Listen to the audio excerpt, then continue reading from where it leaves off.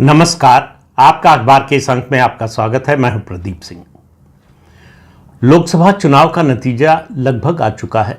जो ट्रेंड अभी चल रहे हैं वो एक तरह से समझिए वही रिजल्ट बनने वाला है, यानी बीजेपी 240-241 अकेले और उसके अलावा 298-299 एनडीए की संख्या आने वाली है।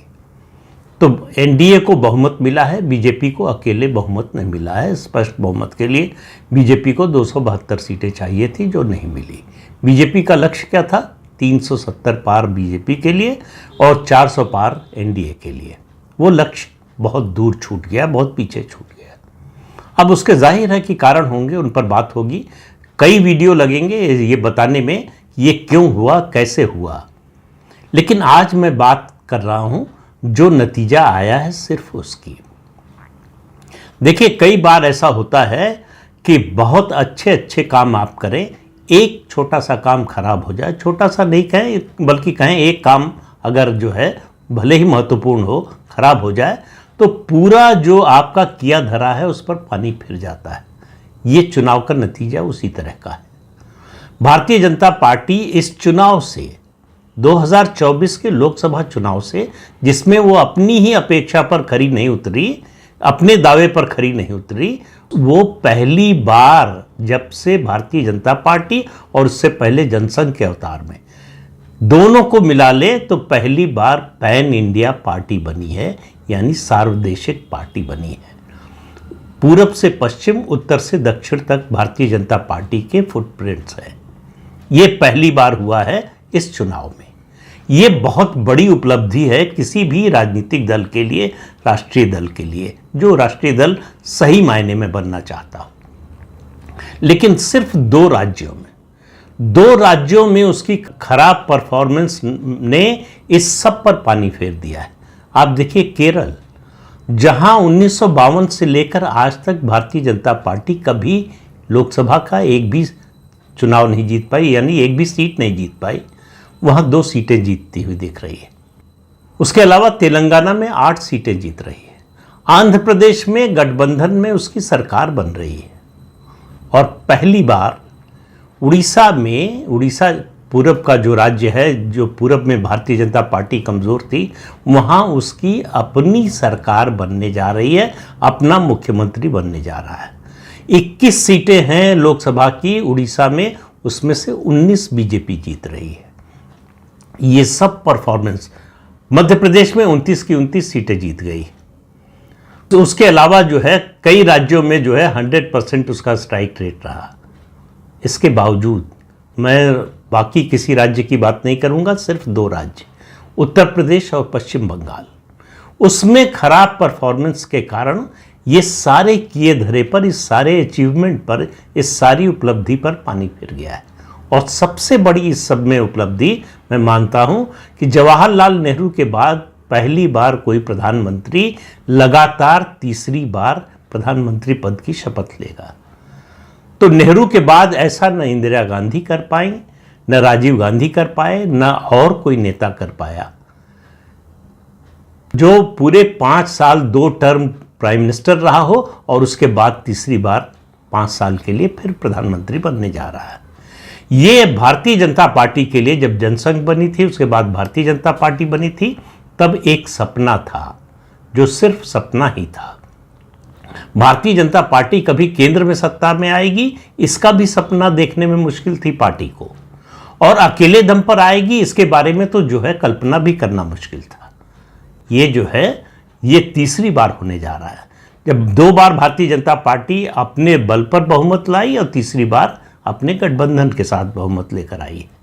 तो ये कोई छोटा अचीवमेंट नहीं है, ये बहुत बड़ा अचीवमेंट है। अगर इन 2 राज्यों में उसकी परफॉर्मेंस अच्छी रही होती तो आज सिर्फ उसी की बात हो रही होती कि मोदी जो है तीसरी बार प्रधानमंत्री बनने जा रहे हैं। भारतीय जनता पार्टी का कोई नेता तीसरी बार 2 टर्म पूरी करने के बाद 5-5 साल की तीसरी बार प्रधानमंत्री बनने जा रहा है। लेकिन ये सब बातें पीछे चली गई हैं। आज अगर आपने भारतीय जनता पार्टी के मुख्यालय में प्रधानमंत्री नरेंद्र मोदी का भाषण सुना होगा तो आप भी थोड़ा, अगर आप बीजेपी के प्रति सहानुभूति रखते हैं तो थोड़ा दुखी हुए होंगे। आप अपने को नरेंद्र मोदी की जगह पर रखकर देखिए। सबका साथ, सबका विकास, सबका विश्वास, सबका प्रयास करके उन्हें हासिल क्या हुआ? सबका विश्वास तो नहीं मिला। विकास सबका किया, लेकिन जिन लोगों का विकास किया उनमें से एक बड़ा वर्ग है जिसने साथ नहीं दिया। और ये पहली बार नहीं हो रहा है, उसने इससे पहले कभी साथ नहीं दिया। ये उम्मीद की जा रही थी कि जिस तरह के सुधार के कार्यक्रम, जिस तरह का उनका जीवन स्तर बदलने का कार्यक्रम, जिस तरह से केंद्रीय योजनाओं को लागू करने में पारदर्शिता और निष्पक्षता बरती गई, उसको देखते हुए उनका मन थोड़ा बदला होगा, थोड़ा पसीजा होगा।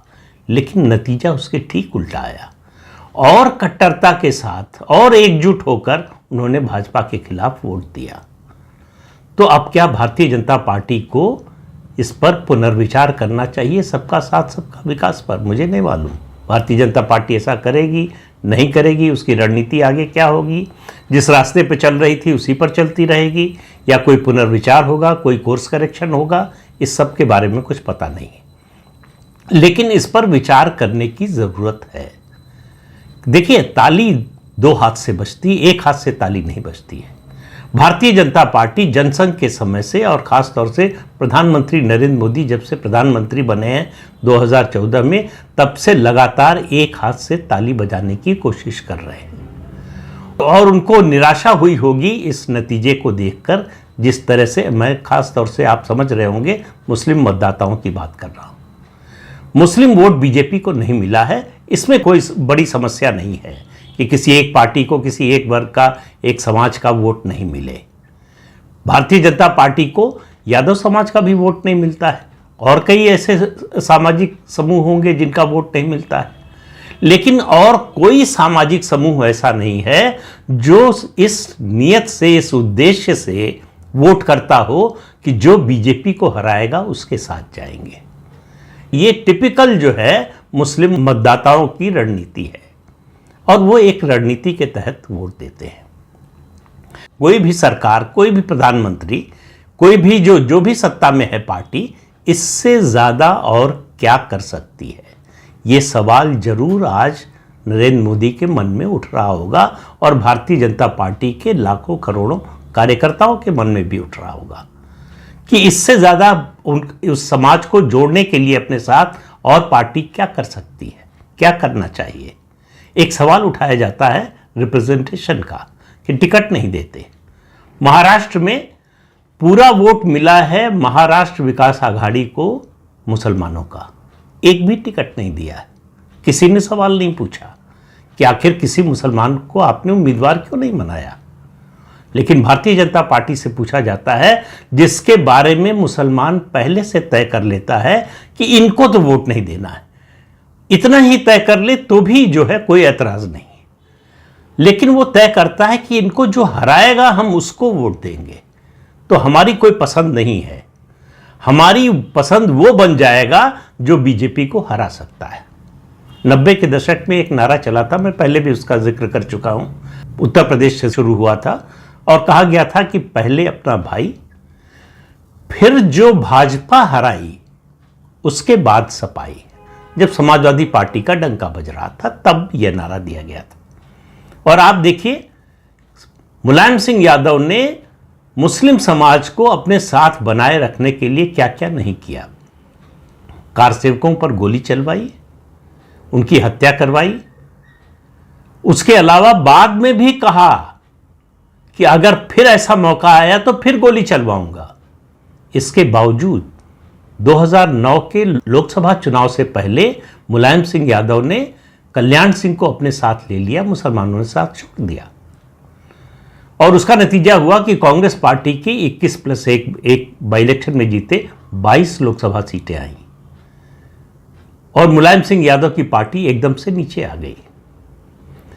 तो इससे आप अंदाजा लगाइए कि उनका सबसे बड़ा जो हितैषी था, खासतौर से उत्तर प्रदेश की राजनीति में बात करें, जिसको उनके विरोधियों ने नाम दिया, खिताब दिया मुल्ला मुलायम का, उसको भी छोड़ने में मुसलमानों को कोई संकोच नहीं हुआ। इसलिए जब भारतीय जनता पार्टी टिकट नहीं देती है उनको, तब ये सवाल उठता है कि वो टिकट क्यों नहीं देती है। उसकी सबसे बड़ी वजह है वोट नहीं मिलता है, ये तो एक वजह है। जो भी मुसलमान भारतीय जनता पार्टी का सदस्य बनता है वो अपने समाज से बहिष्कृत हो जाता है। उस मुसलमान को मुस्लिम समाज मुसलमान मानने को तैयार नहीं होता है। समस्या यहां पर है। तो उसका नतीजा ये होता है कि बीजेपी जब ऐसे लोगों को टिकट देती है तो उसका जो कोर वोट है वो भी नाराज हो जाता है कि भाई ये तो वोट भी नहीं देते, फिर भी आप इनको टिकट दे रहे हैं, इनको विधान परिषद में भेज रहे हैं, इनको राज्यसभा में भेज रहे हैं, इनको मंत्री बना रहे हैं।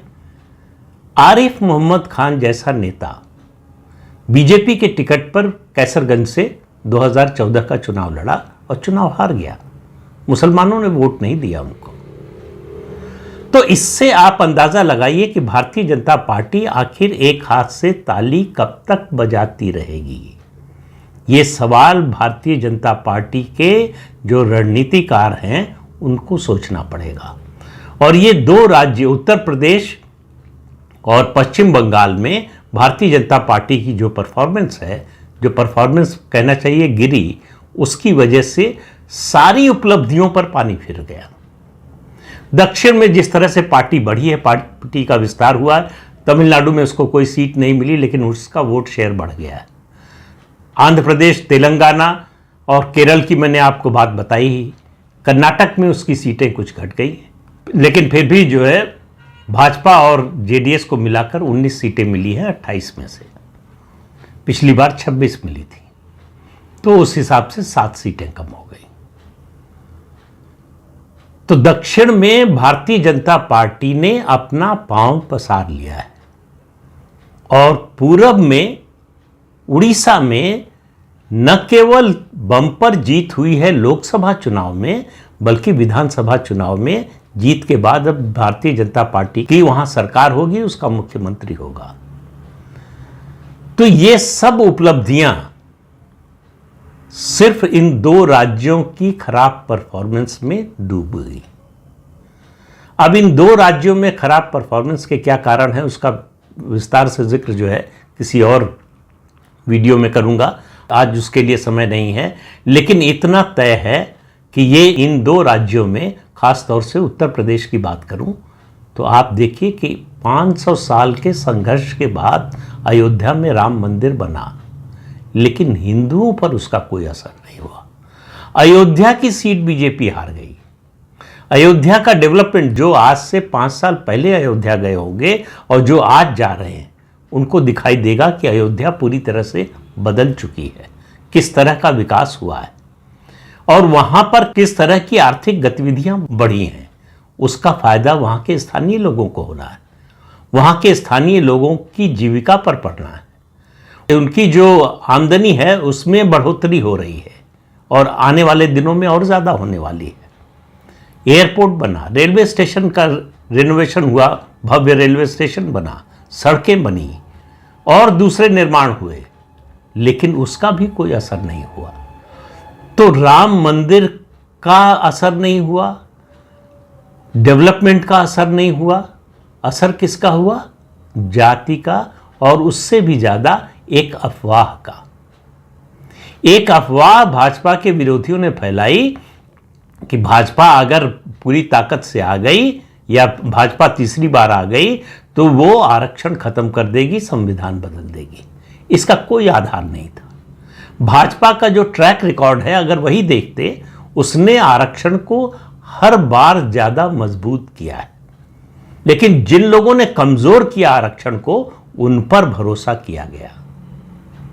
अब इसको आप विडंबना के अलावा और क्या कह सकते हैं कि सच हार गया और झूठ जीत गया। यह कहानी है इस चुनाव के नतीजे की, और इस कहानी के अंदर बहुत सी कहानियां छुपी हुई हैं। इनका एक एक करके जिक्र करूंगा, बताऊंगा मैं आगे जो वीडियो बनाऊंगा उनमें। लेकिन आप ये समझकर चलिए कि हिंदू समाज 1200 साल तक गुलाम क्यों रहा, उसका कारण समझ लीजिए। हिंदू जागरण के लिए, सनातन धर्म की पुनर्स्थापना के लिए जो काम मोदी ने किया है वो पिछले 75 सालों में, बल्कि कहें कई सौ सालों में किसी ने नहीं किया। इसके बावजूद मोदी के साथ ये हुआ। यहां तक कि वाराणसी में भी उनको उतने वोट नहीं मिले जितने मिलने चाहिए थे। वाराणसी का पूरा कायाकल्प कर दिया है, काशी विश्वनाथ धाम बनाया। बनारस में जो प्रगति हुई है पिछले 70-75 सालों में नहीं हुई। तो विकास पर आपने वोट नहीं दिया, आपने हिंदू धर्म के नाम पर वोट नहीं दिया, आपने राम मंदिर के नाम पर वोट नहीं दिया। आपने वोट किस पर दिया? जाति पर, और वो भी एक अफवाह पर, झूठी बात पर। तो इससे पता चलता है कि आपकी निष्ठा आपकी अपने धर्म और संस्कृति में कितनी है, जो एक अफवाह से जो है डिग जाती है। यह बड़ा गंभीर प्रश्न है। आने वाले समय के लिए इस प्रश्न का उत्तर खोजना बहुत जरूरी है। तो आज के अंक में इतना ही। अगले अंक में फिर मिलेंगे किसी नए मुद्दे के साथ। तब तक के लिए अनुमति दीजिए। आपसे अनुरोध है कि ये चैनल देखिए, शेयर कीजिए, लाइक कीजिए और सब्सक्राइब जरूर कीजिए। नमस्कार।